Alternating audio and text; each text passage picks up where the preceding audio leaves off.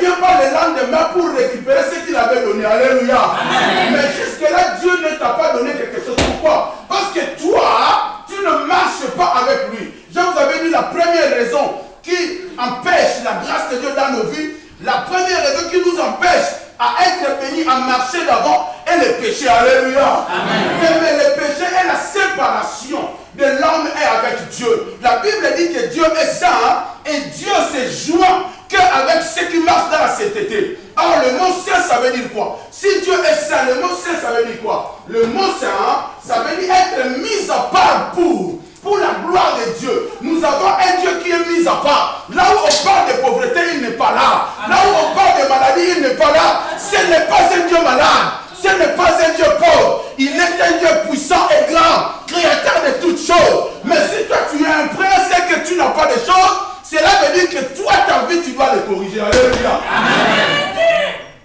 Vous savez, un jour, je vais vous dire une chose. Abraham va aller voir Dieu. Et Abraham va dire à Dieu une chose. Il va lui dire, Seigneur, la femme que tu m'avais donnée, il me dit de chasser mon fils. La femme que j'ai eue, ma femme Sarah, elle me demande de chasser mon fils. Et qu'est-ce qui va se passer?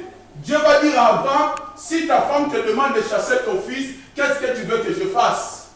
Abraham dit à Dieu, je veux que tu ailles voir ma femme et que tu interviennes. Dieu dit à Abraham, il n'y a qu'une seule solution. Si tu veux être en paix avec ta femme, tu dois faire ce que ta femme te demande de faire. Je vais vous dire une chose, souvent dans nos maisons, souvent dans nos foyers, surtout nous les papas, nous avons souvent des problèmes parce que nous n'écoutons pas nos femmes. Or, la femme dans la Bible, elle représente l'église. Or, l'église est le corps du Christ. Donc, la femme dont on parle ce matin dans l'église, la chambre haute, c'est Jésus. Bien aimé, si tu ne fais pas ce que ta femme te demande de faire, ça veut dire si tu ne fais pas ce que l'église, l'église c'est Jésus. Jésus est la parole incarnée, Jésus est la parole. Donc, amen. Si tu ne fais pas ce que Jésus te demande de faire, si tu ne fais pas ce que Dieu demande de faire, il faut s'attendre aux troubles, il faut s'attendre à la pauvreté, il faut s'attendre aux maladies, il faut s'attendre aux problèmes. Amen. Parce que tu ne fais pas ce que la femme demande de faire.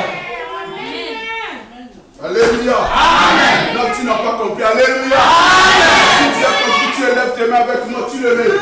Tu le lèves, tu le lèves. Regardez, si tu veux marcher avec Dieu, si tu veux vivre la bénédiction, tu dois faire ce que la femme demande de te faire.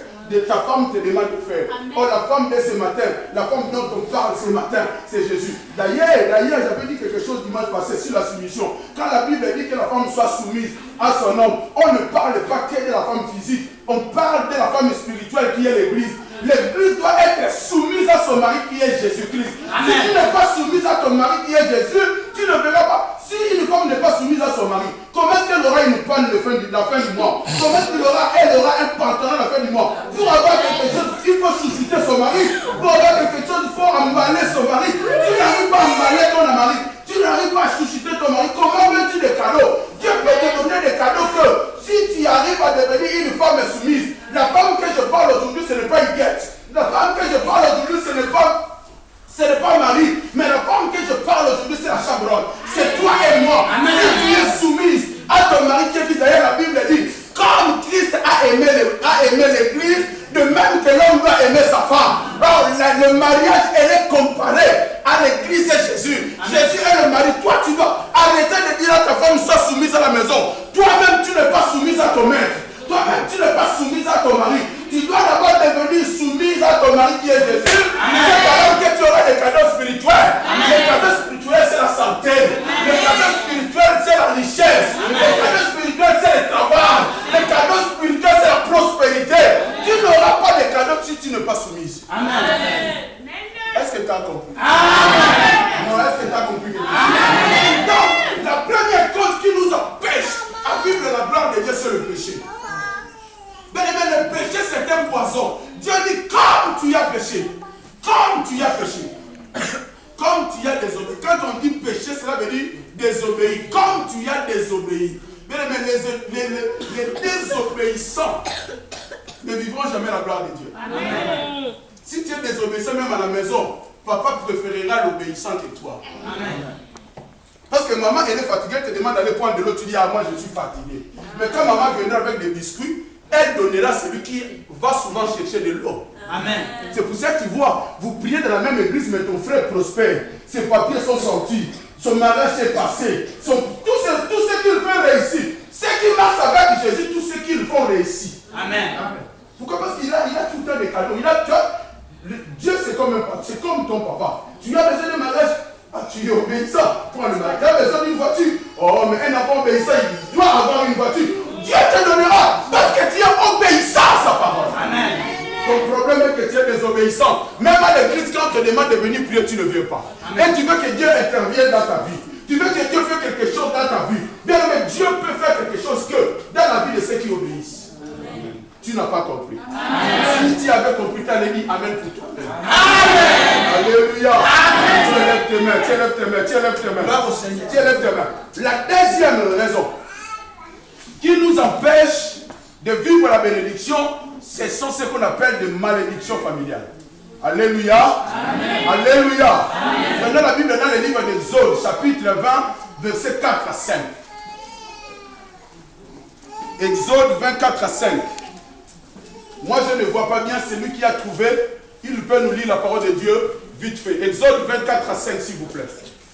20, le chapitre 4 à 5. Oui, Exode chapitre 20, verset 4 à 5. La parole de Dieu, je lis au nom de Jésus-Christ. Oui. Tu ne te feras point d'image taillée. Oui. Ni de... Allez d'avant. Des fois, nous n'arrivons pas à prospérer. Tu peux t'asseoir, mon frère. Parce que nous avons une malédiction qui nous suit derrière. Des fois, ce n'est pas parce que toi, tu es un pécheur. Non, mais parce que dans ta famille, il y a une malédiction. Vous savez, je vais vous dire une chose. Dans la Bible, il y a ce qu'on appelle la malédiction suspendue. Je veux vraiment que vous m'écoutiez. Écoutez-moi bien. Dans la Bible, il y a quelque chose qu'on appelle la malédiction suspendue. Il y a ce qu'on appelle des malédictions suspendues. Ça veut dire quoi? Ce sont des fautes que vos parents ont fait. Ce sont des fautes que vos ancêtres ont fait. Et ces fautes-là, elles ne sont pas disparues. Ces fautes-là, elles ne sont pas effacées. Elles sont où ils sont, suspendues quelque part. Quand tu marches avec Jésus, ces fautes-là ou ces malédictions-là ne peuvent pas t'atteindre. Du moment où tu ne pratiques pas l'idolâtrie, tu ne te clines pas aux idoles, cette malédiction-là ne te frappera pas. Amen. Mais le jour où toi tu retourneras le dos à l'Éternel ton Dieu et que tu iras voir le marabout et que tu iras te prosterner devant le statut de Marie, devant le statut de Saint-Pinus, je ne sais pas quoi, c'est alors que cette malédiction-là descendra et il te frappera. Amen. Dieu dit dans le livre d'Exode, tu ne feras pas d'image taillée, ni de représentation des choses qui sont dans le ciel comme sur la terre. Mais si tu vas dans une église, on te demande d'être agenoué devant le statut de ton pape, de ton pasteur, il y a quelque chose qui ne va pas. Amen. Le Dieu que nous adorons, ce n'est pas un Dieu d'idole. Il est interdit de mettre même son image. Tu ne feras pas l'image de Dieu. On ne doit pas faire. Bien aimé, qui a déjà vu Dieu? Personne. Est-ce que les images, les représentations, quand on nous représente Dieu par toutes sortes d'images, est-ce que c'est lui? Non. La Bible dit que Dieu est esprit et Dieu se manifeste à ceux qui l'adorent en esprit et en vérité.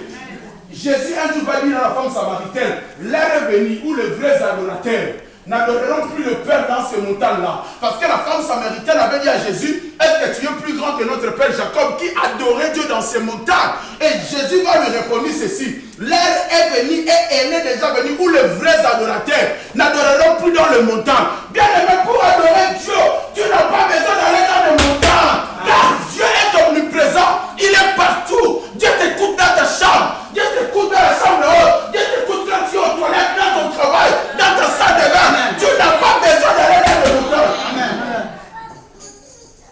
Et Jésus dit, l'heure est venue où les vrais adorateurs l'adoreront en esprit et en vérité. Parce que ce Dieu-là était esprit. Un jour, il a dit même à Moïse, si tu me vois, tu mourras. Amen. Tu ne peux pas voir mon visage. Amen. Et toi, tu vas dans une église où on t'a taillé des statues. Je vais vous donner un témoignage. Un jour, il y a 20 ans de cela passé, j'étais en mission évangélique dans un village en Angola, dans la brousse. Et nous, on avait notre petite église évangélique dans une salle de classe. Et à côté, il y avait une église catholique. Bien aimé, vous allez m'excuser d'avoir cité ces noms. Je ne critique personne. Mais je dois vous prêcher la vérité afin que vous compreniez la vérité. La Bible dit, vous connaissez la vérité. Et la vérité vous affranchira. Jésus dit, sanctifie-les par ta parole, car ta parole est vérité. Un enfant de Dieu doit être sanctifié par la parole de Dieu. Alléluia. Amen. Et dans cette ville-là, comme c'était un village où il y avait beaucoup de diamants, on avait interdiction de creuser des toilettes. Donc pour faire des besoins, pour faire tes besoins, tu dois y aller dans la brousse, dans la forêt pour te soulager. Et un jour vers 4h du matin, moi j'étais parti vers 4h, il faisait noir. Il n'y a pas de lumière, il n'y a pas d'électricité. Je suis dans la brousse me soulager vers 4h. Et à rentrer, pour rentrer dans la maison, là où on allait prier, il y avait notre église, petite église évangélique là, il y avait une église catholique là, et devant l'église catholique, il y avait une statue d'une sainte, je ne connais pas le nom de cette sainte. Et cette sainte là, on le voyait, le statut tous les jours quand on passait. Et écoutez ce que moi j'ai vu ce jour-là. Vers 4h du matin, je sors de mon toilette, faire mes besoins, et en rentrant, bien aimé, je vais voir, vous voyez, là où il y a le statut, il y a d'abord, comment ça appelle ça? Il y a d'abord une sorte de béton hein? Et puis il y a les statues dessus. Bien aimé, j'arrive là, je vois ces marchés-là, ces petits bétons-là vides. Il n'y avait rien. Et moi, je suis resté comme ça, fisé. Je ne savais pas quoi faire, je n'arrivais pas à bouger. Et je vois, parce que derrière l'église, il y avait un grand ravin. Le pays, le village, tous les villages aux alentours de ce village étaient bondés de diamants. Sauf dans ce village-là, les diamants ne sortaient pas. Or, derrière l'église, il y avait un grand ravin. Et qu'est-ce que je veux voir? Je veux voir derrière le ravin, le ravin, le statut qu'on voit tous les jours debout devant l'église. Je vois une femme sortir du ravin, venir, monter sur le béton, et la femme va redevenir une statue. Je vous dis au nom de Jésus, je suis devant le peuple de Dieu. Que Dieu me punisse si je mens. Alléluia. Amen. Donc quand vous allez adorer des statues, ce ne sont pas des statues. Ce sont des esprits incarnés. Vous savez, quand Dieu a chassé Lucifer avec ses anges, qu'est-ce qu'ils ont fait? Ils sont allés, les anges que Dieu avait chassés, chacun est parti dans son coin, il s'est fait un Dieu. Voilà pourquoi dans la Grèce antique, on avait des dieux Zéus, Dieu de l'or. Ce sont des anges chassés par Dieu qui avaient un certain pouvoir en eux. Et ils arrivaient à faire des miracles. Les gens croyaient que c'était des dieux. Or, ce ne sont pas des dieux. Il n'y a pas de dieux. Il n'y a pas trois dieux. Il n'y a pas qu'un Dieu. Amen. Il n'y a qu'un seul Dieu. Amen. Il y a toutes choses. Amen. Il a créé le ciel et la terre. Amen. Et il s'appelle Yoshua. Amen. Donc, quand tu vas devant les statues de Sainte, je ne sais pas quoi, Saint Pie XII de Vincent. D'ailleurs, Jésus dit, si vous voulez demander quelque chose, faites-le à mon nom. Et la Bible dit ceci, tout ce que vous demanderez au nom de Jésus, pas au nom de Memba, pas au nom de Kimbaru, pas au nom de je ne sais pas de qui de Junior, mais tout ce que vous demanderez au nom de Jésus, croyez que vous l'avez reçu et vous le verrez accompli.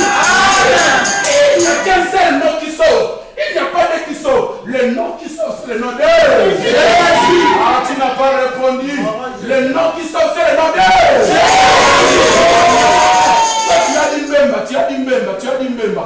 Bien aimé, voilà pourquoi dans l'église où on idolâtre les pasteurs, il y a un problème qui ne va pas. Amen. Vous venez ici non pour moi. Amen. Moi, je suis un seul représentant. Je suis un gérant. Le propriétaire de la chambre haute, c'est lui qui s'appelle Jésus. Il a appelé Simon. Il a dit à Simon, à partir de ce soir, à partir de ce matin, tu ne seras plus Simon. Ton nom sera Pierre. Et sur toi, je bâtirai mon église. Mon église en moi, Jésus. Bien aimé, ceux qui détournent l'église de Jésus à faire leurs églises, ils ont un problème avec. Voilà pourquoi Jésus dit, dans les derniers jours, beaucoup viendront. Moi, j'étais ceci. Moi, j'étais à Chibichot. Moi j'étais apôtre, moi j'étais pasteur, moi j'étais prédicateur. Mais tu peux être prédicateur, archibishop, docteur. Voilà pourquoi Jésus a dit à la femme samaritaine, l'heure est venue où les gens n'iront plus adorer dans les montagnes. La montagne, ça veut dire quoi? Une montagne représente une puissance. Vous savez, il y a des gens qui se sont fait de puissance. Même à l'église, il s'est fait lui-même puissant. Je suis puissant.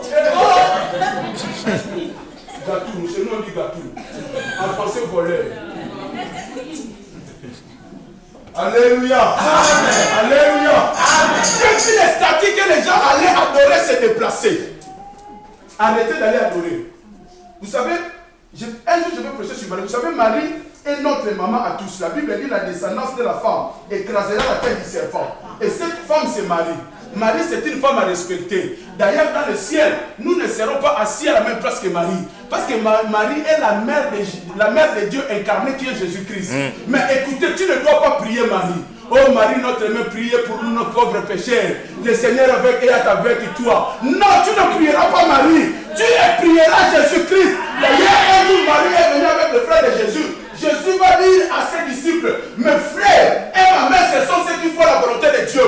Si tu ne fais pas la volonté de Jésus, si tu ne fais pas la volonté de Dieu, tu ne verras jamais la gloire. Amen. Et bien aimé, la Bible dit ici, je suis un Dieu jaloux. Le Dieu que tu n'as pas de jalousie. Tu vois ton mari avec une sœur de l'église, tu laisses ton mari parler. Après à la maison, tu le récupères. Et il vient te coucher. Va parler avec Manuela.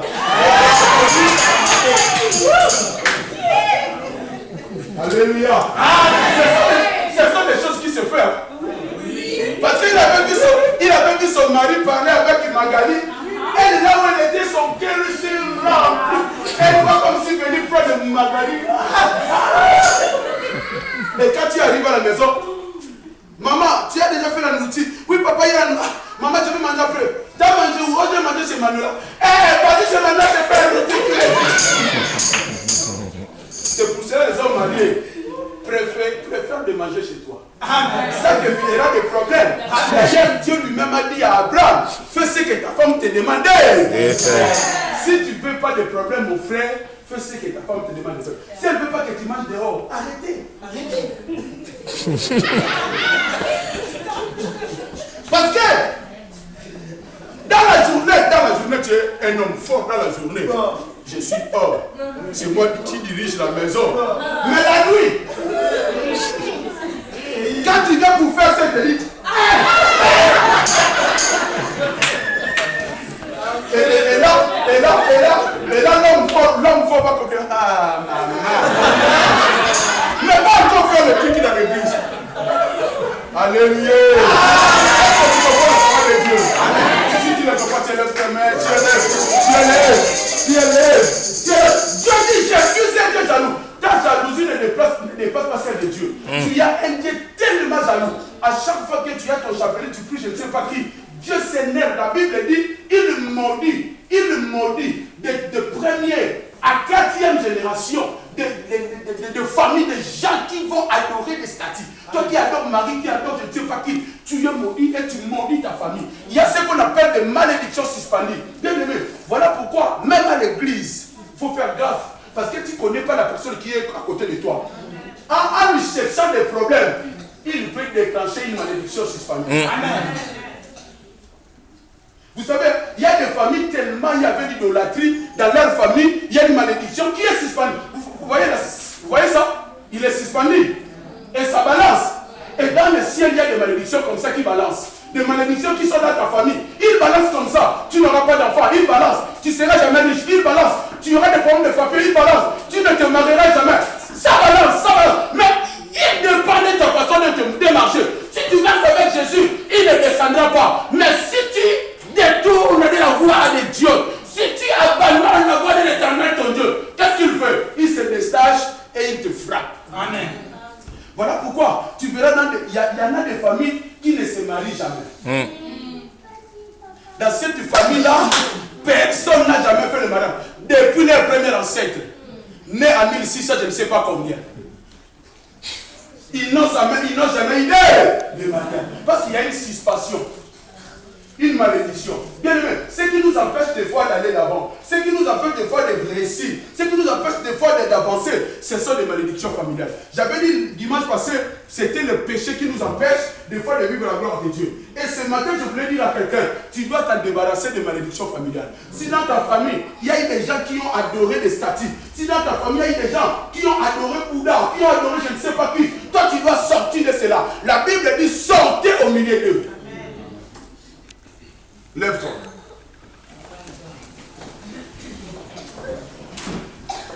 Lève-toi.